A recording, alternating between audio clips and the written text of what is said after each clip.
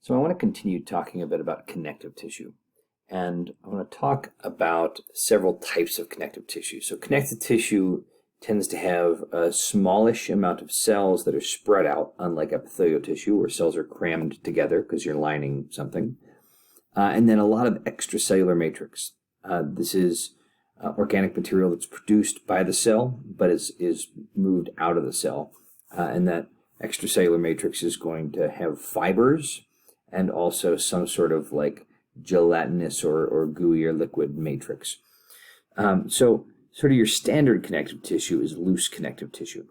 And this has a relatively small amount of fibers, but you still have plenty of collagen and elastic fibers there. And this is your standard garden variety connective tissue. It's going to package organs, hold things together. It's going to be found beneath your skin, again, sort of holding your skin to what's below. Then we have denser fibrous connective tissue, right? And this could be dense regular connective tissue like this, which is what we find in our tendons and ligaments. And this has a bunch of collagen fibers that are really crammed in there.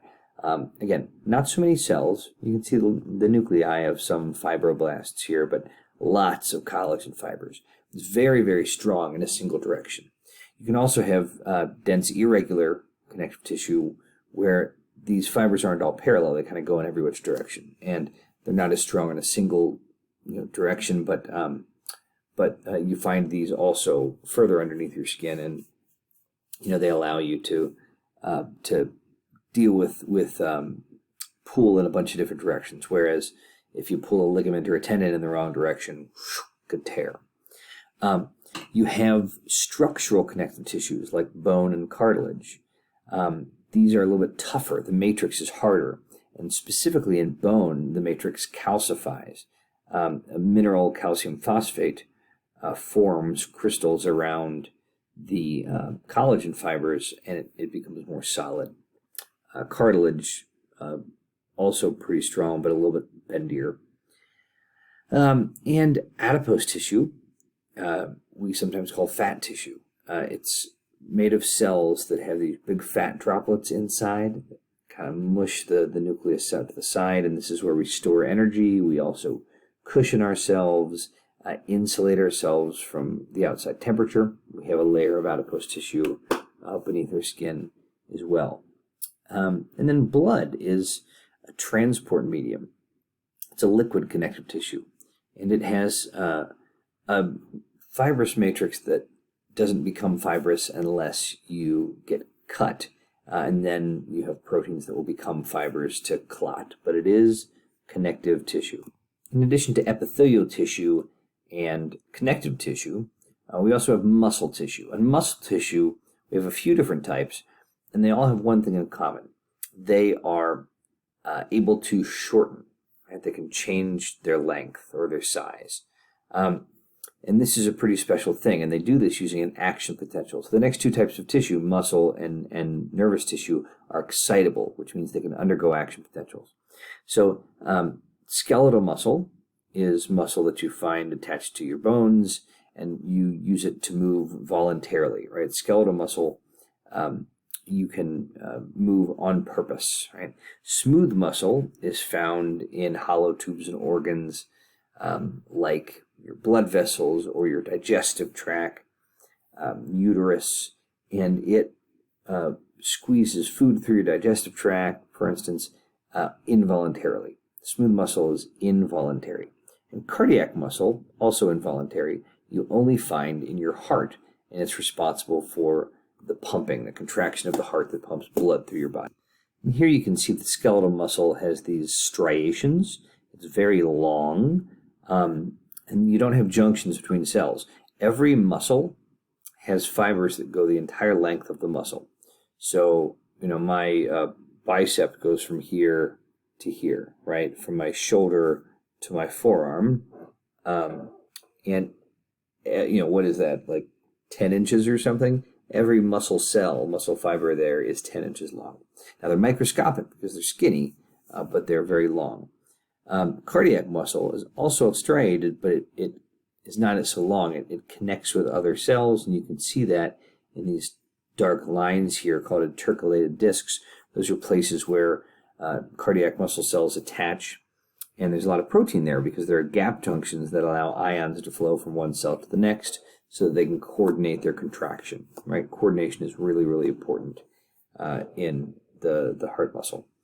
And smooth muscle, you have individual cells with single nuclei in the middle, and then they're kind of spindly on the ends. They do not have striation, hence the smooth. Nervous tissue is also able to send action potentials, but we use those action potentials not to cause contraction, right, shortening of the muscle, but to send signals. So this is mostly about sending information either from your sensory systems to your central nervous system or from your central nervous system to an effector like a muscle or a gland or something. And it's made of a couple types of cells. Neurons, which are the actual, the stars of the show who send the signals, have action potentials.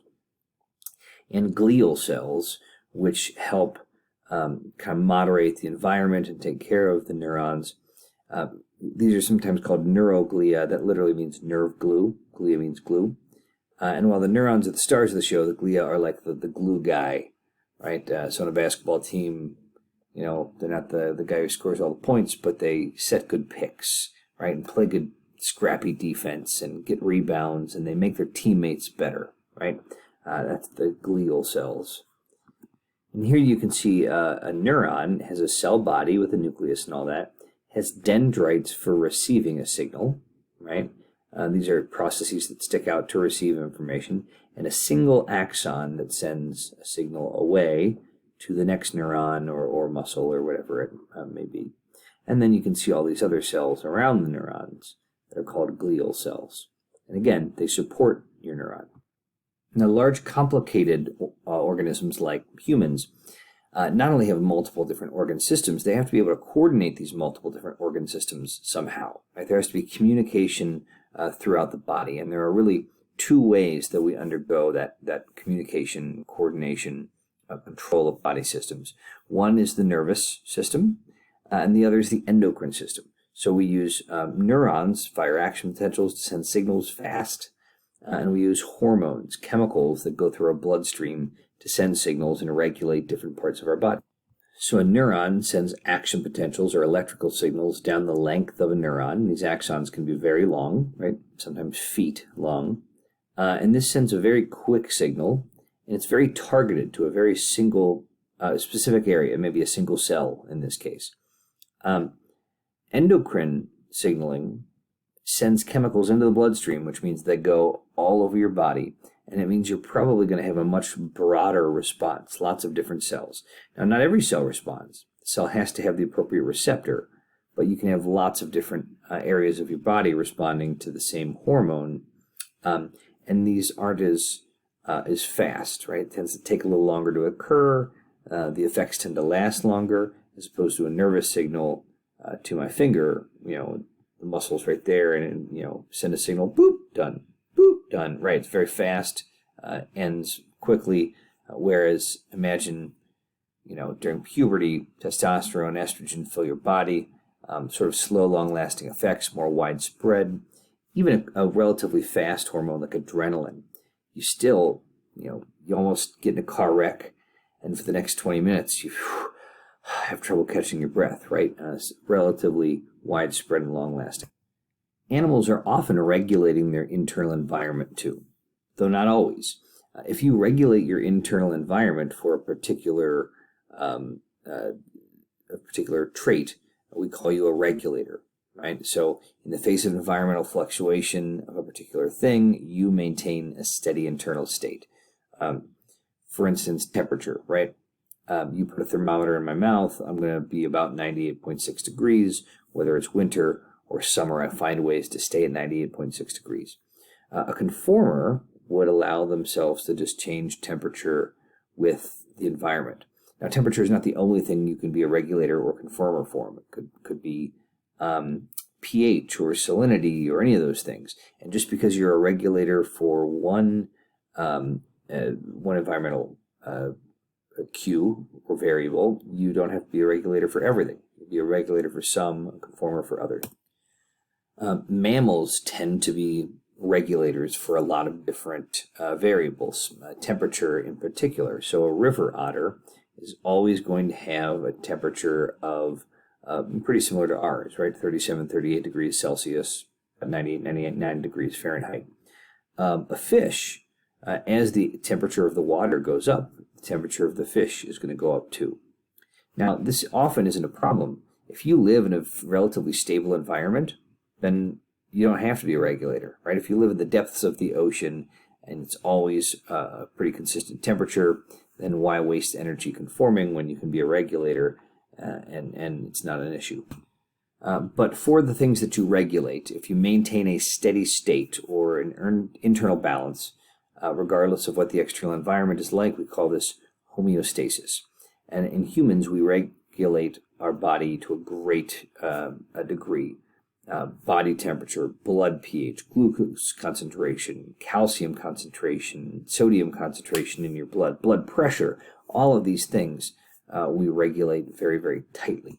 And we do this using negative feedback systems, which again, you probably talked about in Bio 131. In a negative feedback system, when there's change in a certain direction, that change will be detected and it will kick in mechanisms to oppose that change, to bring you back in the original, toward the original set point. So the classic example is the thermostat in a room, right? If it's set at 20 degrees Celsius, right, which is maybe a little cool. If the temperature of the room increases, right? Maybe there are a lot of people crowded in there and we're moving around and the temperature goes up. Well, that's going to be detected, right, by your thermostat.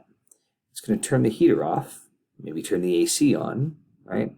And you're going to decrease the temperature, right? You oppose that change. You start warming up, you start turning the air conditioning on to bring the temperature back down. Similarly, if the temperature of the room decreases, maybe it's freezing outside, somebody opened a window, right? You're going to detect that, you're going to turn on the heater, and that's going to increase the temperature of the room.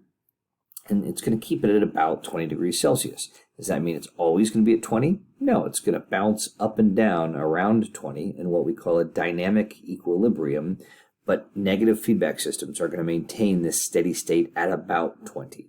And that is an example of homeostasis. Your body does the same thing around 98.6 or 37 degrees Celsius. If you get too hot, you sweat. If you get too cold, you shiver.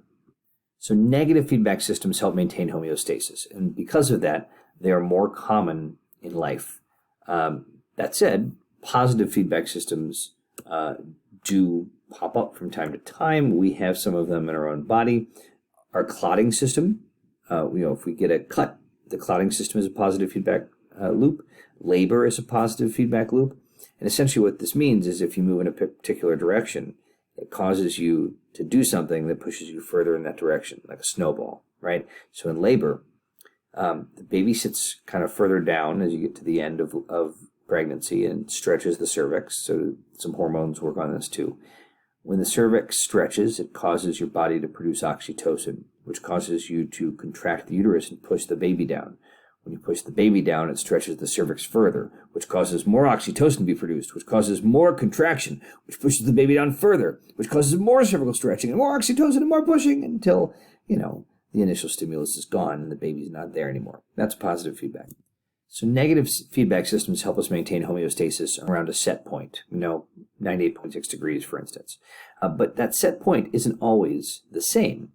Sometimes we adjust it based on the season or the time of day. So we have a circadian rhythm, for instance, time of day, where we actually adjust our body temperature a little bit, right? We tend to be cooler when we're sleeping, warmer when we're awake. And this is done in response to melanin concentration, which we produce in our pineal gland when it's dark out, right? Light impedes the production of melanin. And so in response to the light-dark cycle of the Earth, the day-night cycle, we have our own circadian rhythm. And it's not just temperature. There are other variables that we adjust throughout the day.